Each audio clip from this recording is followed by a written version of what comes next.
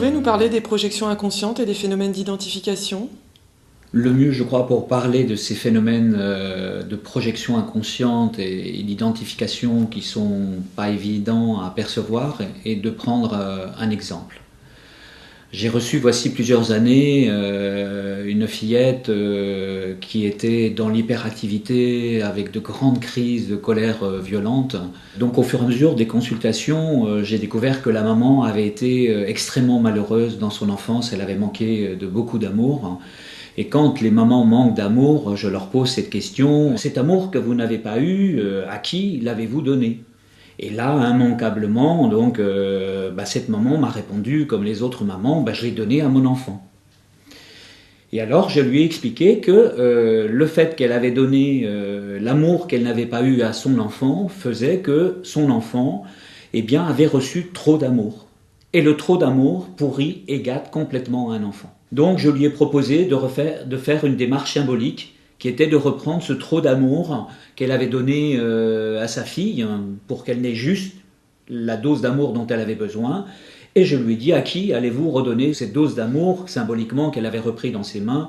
Bien entendu, c'était à elle, et je l'ai invitée à aller sur le chemin d'aimer cette petite fille malheureuse, parce que c'était sa responsabilité d'être bonne avec elle et d'apprendre à l'aimer pour devenir son amie. Et puis plus tard, cette fillette allait mieux. La maman un jour est arrivée en me disant « Écoutez, monsieur Ruiz, je suis très inquiet parce que j'ai retrouvé dans les yeux de ma fille les angoisses que j'avais quand j'étais petite fille. » Et là, en allant un petit peu plus loin avec cette maman, on a vu très clairement que c'était comme si la maman s'était projetée inconsciemment dans sa fille. Comme si la petite fille malheureuse habitait le corps de sa fille et que cette fillette était dans la confusion, habitée par son être unique, mais habité aussi par la petite fille malheureuse que la maman avait été. Ce qui fait que j'ai complété par une autre démarche symbolique qui fait que cette maman est venue avec une photo de sa fille et une photocopie d'une photo d'elle lorsqu'elle était cet enfant malheureux.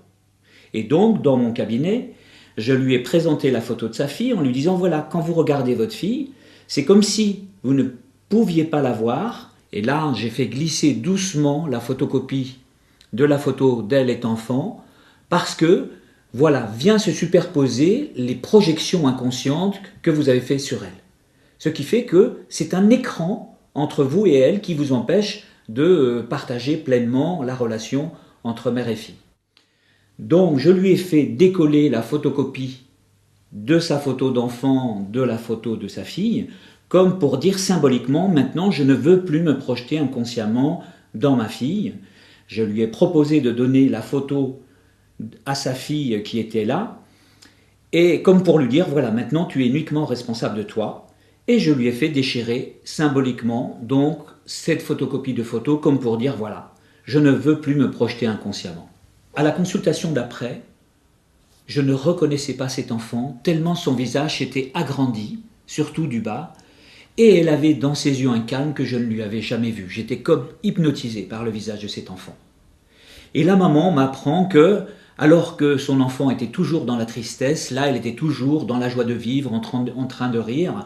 Elle qui s'intéressait pas à la vie, elle n'arrêtait pas de poser des questions sur la vie, tout l'intéressait. Elle qui n'était pas du tout féminine, s'intéressait là à sa féminité. Et un tout petit peu plus tard, la maman me dit, elle m'a ramené des notes extraordinaires, je ne pouvais pas le croire. Elle ne pouvait pas le croire parce que pendant plusieurs années, elle lui avait dit « t'es nul, t'y arriveras jamais ». Et donc cette maman me dit « voilà, j'ai eu honte » et je lui ai demandé pardon. Et je voyais cette fille qui était sur la table du dessin, rayonnante, vraiment épanouie.